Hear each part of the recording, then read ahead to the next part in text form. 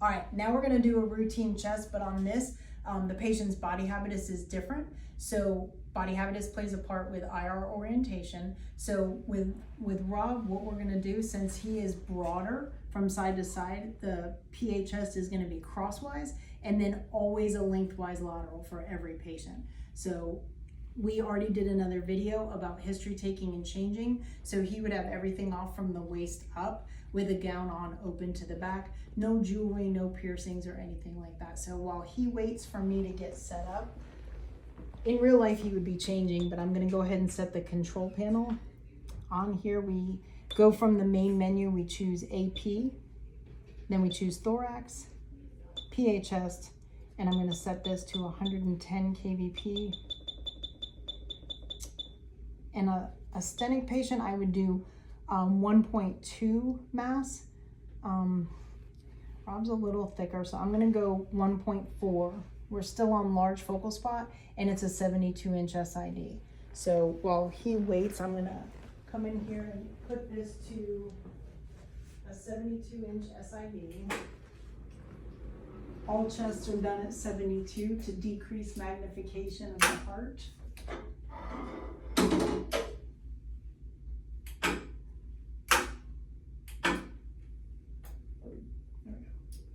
Once that lights up, I know that I'm at a 72-inch SID. And then this is lengthwise, so we're gonna change this to be 17 by 14. And we look on the collimator, we would look at the 72-inch mark. And this one is on 17, side to side, so that's on 17. And this one is on 14, which controls top and bottom.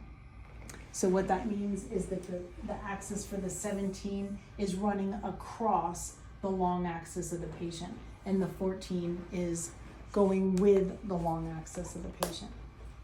I'm gonna put my left marker on there in the upper corner like we do all chest. Marker is up.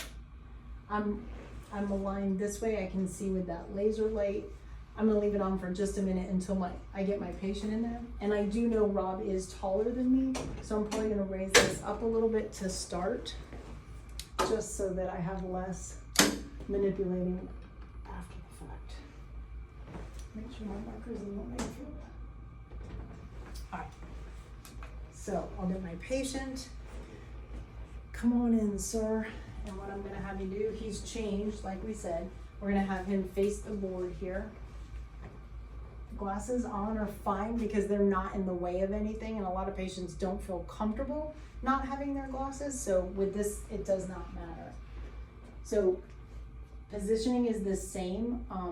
The central ray would be at T7, so it's midline, and then T7 on a male is typically 8 inches below vertebral prominence.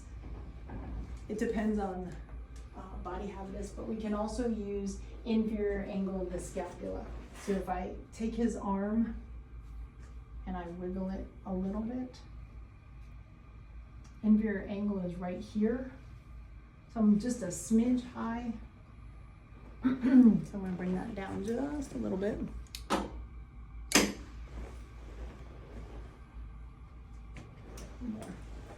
And then once I get this,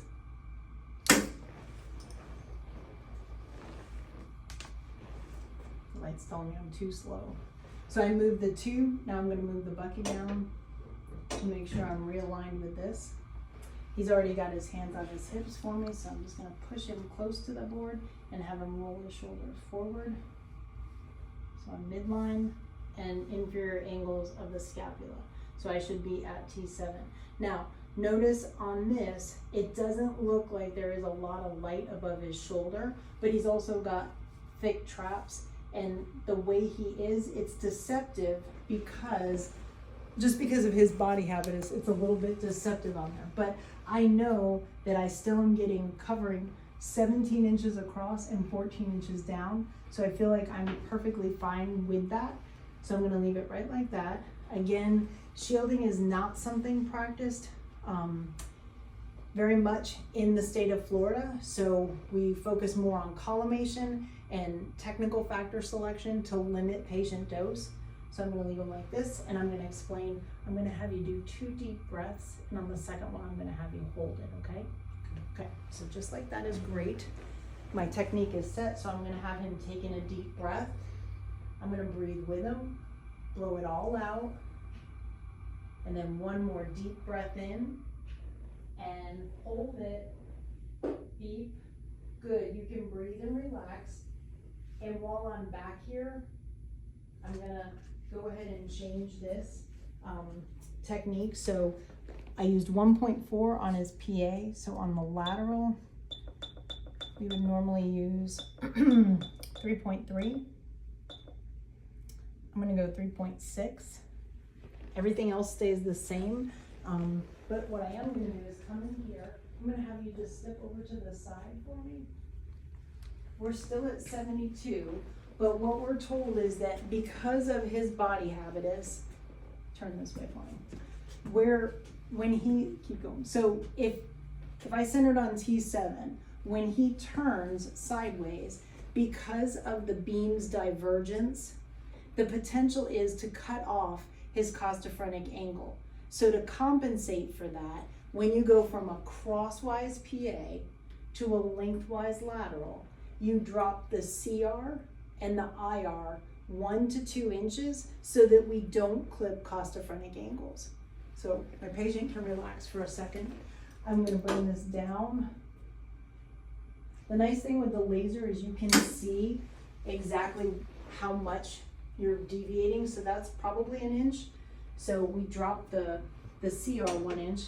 Now I'm gonna match that with the IR because they have to be aligned.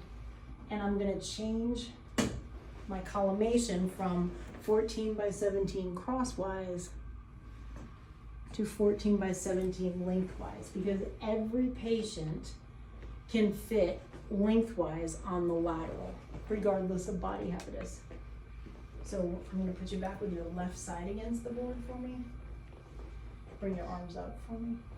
And then kind of just put that on and rest that. Good. Step forward a little bit. And feet towards the board. Good. So I need to have my patient nice and straight. His back is really straight. You can tell because my hand remains perpendicular to the board all the way down. And then I'm just gonna put my hand in his chest and make sure that my hands stay like this. I don't want them to turn at all because that would tell me that my patient was rotated. So he has really good posture. And then same thing, you want mid-axillary, which actually looks really good like that, if I do say so myself. All right, so we're gonna do the same kind of breathing. Just try and hold exactly like that. We're gonna take in a deep breath, blow it all out. 1 more deep breath in, hold it, deep, good. You can breathe and relax. All right, and then I would check those images, make sure that those both came out. And then once that happened, I would take him back to the dressing room, answer any questions he might have, and let him know that his doctor should get those results in 24 to 48 hours. And then I would walk him back to wherever I got him. And that is a routine chest when the patient is crosswise for the PA and then lengthwise for the lateral.